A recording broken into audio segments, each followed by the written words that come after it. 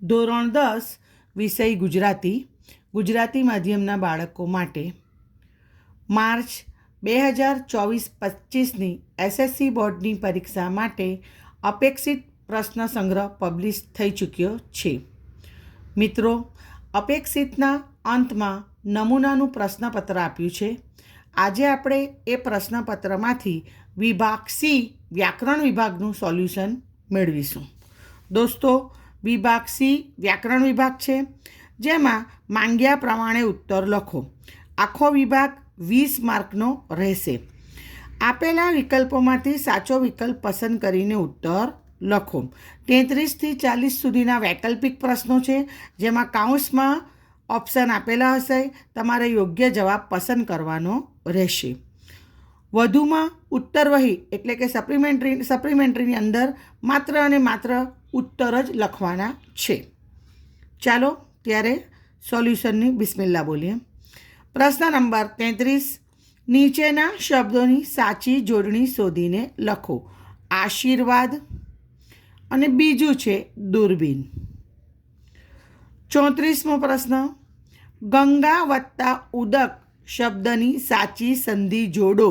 તો ગંગોદક. પ્રશ્ન નંબર 35, ત્રિકોણ શબ્દનો સમાસ ઓળખાવો. ત્રિકોણ એટલે કે 3 ખૂણા. જ્યારે શબ્દની આગળ આંકડો આવતો હોય તો દ્વિગુ સમાસ બને. 4 રસ્તા, ષષ્ટકોણ, અષ્ટકોણ. પ્રશ્ન 36, બંને શબ્દનો જોડણી ભેદે થતો અર્થભેદ જણાવો. પહેલા નંબર પર પાણી એટલે કે નીર, જળ અને પાણી એટલે હાથ, કર. આગળ વધીએ.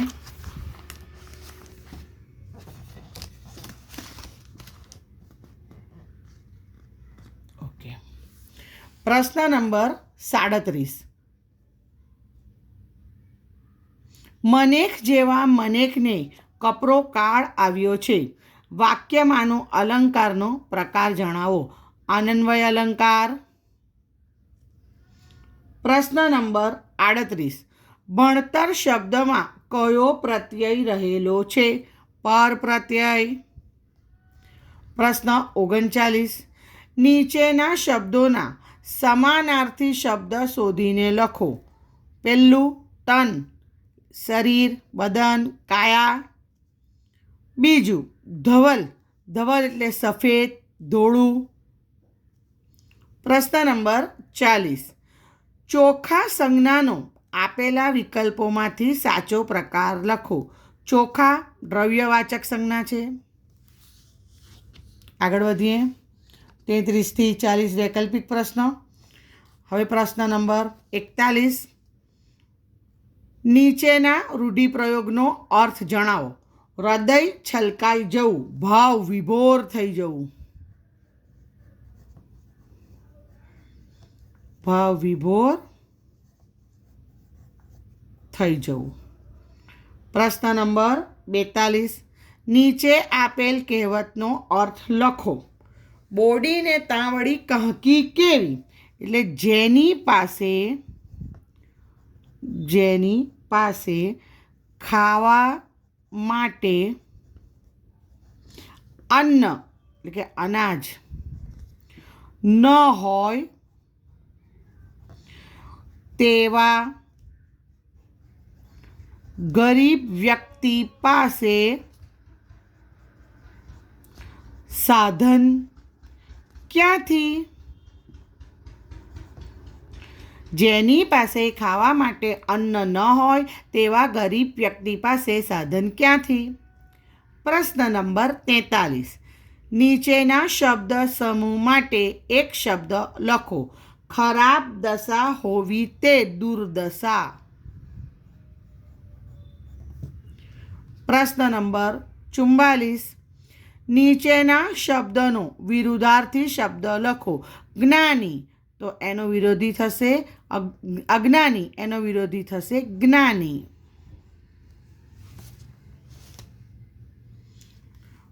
પ્રશ્ન નંબર 45, નીચેના વાક્યને કર્મણી વાક્યમાં ફેરવો.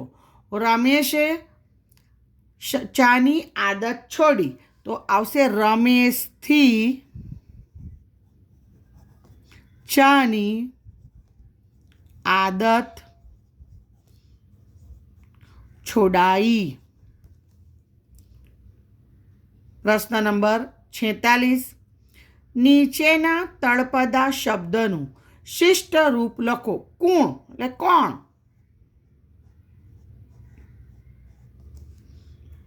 પ્રશ્ન નંબર 47. નીચેના વાક્યમાંથી વિશેષણ શોધીને તેનો પ્રકાર જણાવો. ગોવિંદને મોકલી ગાયનું પાશેર ઘી મંગાવ્યું. અહીંયા આ શબ્દ પર ધ્યાન આપજો. પાશેર એટલે કે 125 ગ્રામ, બરાબર. એટલે 125 ગ્રામ એ આંકડો થયો, એટલે અહીંયા થશે પાશેર વિશેષણ અને એનો પ્રકાર છે સંખ્યાવાચક વિશેષણ. સંખ્યાવાચક વિશેષણ. પ્રશ્ન નંબર 48.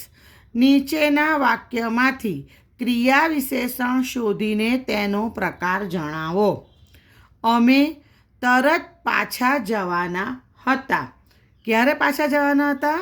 તરત. એ શેનું સૂચન કરે છે? સમયનું. એટલે થશે સમય સૂચક ક્રિયા વિશેષણ. મિત્રો યાદ રાખો, વિશેષણ અને ક્રિયા વિશેષણમાં અડધો માર્ક્સ શોધવાનો છે અને અડધો માર્ક્સ એના પ્રકાર લખવાનો છે. ક્લિયર? આગળ વધીએ. સર્વોત્તમ શબ્દના ધ્વનિ ઘટકો એટલે કે સ્વર અને વ્યંજન છૂટા પાડો. તો શર્વો પહેલાં શ વત્તા અ વત્તા ર વત્તા વ વત્તા ઓ. સર્વોત્તમ. સર્વોત્તમ ત 2 વાર બોલાય છે. ત વત્તા ત વત્તા અ વત્તા મ. વિદ્યાર્થી મિત્રો, વ્યંજનને ખોડા કરવાના અને સ્વરને આમના આમ જ રહેવા દેવાના. ક્લિયર? આગળ વધીએ. પ્રશ્ન નંબર 50. નીચેના વાક્યનું પ્રેરક વાક્યમાં રૂપાંતર કરો. પ્રેરક છે મેં પાઠ વાંચ્યો. મેં પાઠ વંચાવ્યો. મેં પાઠ વંચાવ્યો. પ્રશ્ન નંબર 51. નીચેની પંક્તિમાંનો છંદ ઓળખાવો. લાંબા જોડે ટૂંકો જાય, મરે નહીં તો માંદો થાય. આ ચોપાઈ છંદનું ઉદાહરણ છે. ચોપાઈ છંદ. પ્રશ્ન 52. શિખરિણી છંદમાં અક્ષર અને બંધારણ જણાવો. અહીંયા જુઓ, એક જ પ્રશ્નમાં 2 પ્રશ્ન પૂછી લીધા છે. અડધો માર્ક્સ અક્ષર લખવાનો અને અડધો માર્ક્સ બંધારણ લખવાનું. એટલે અક્ષર સંખ્યા છે 17 અને બંધારણ છે યમન સભલગા. યમન સભલગા. યમન સભલગા. ઓકે મિત્રો, આશા રાખું છું કે મારા દ્વારા અપાયેલી આ સમજૂતી તમને ગમી હશે. કંઈ પણ ક્વેરી હોય અને વિડીયો કેવો લાગ્યો ખાસ કમેન્ટ બોક્સમાં લખીને મને જણાવો. તમારું અપ્રિસિએશન મારા માટે ખૂબ જ સારું કામ કરે છે. મને કંઈક નવા વિડીયો બનાવવાની પ્રેરણા આપે છે. All the best for exam. By.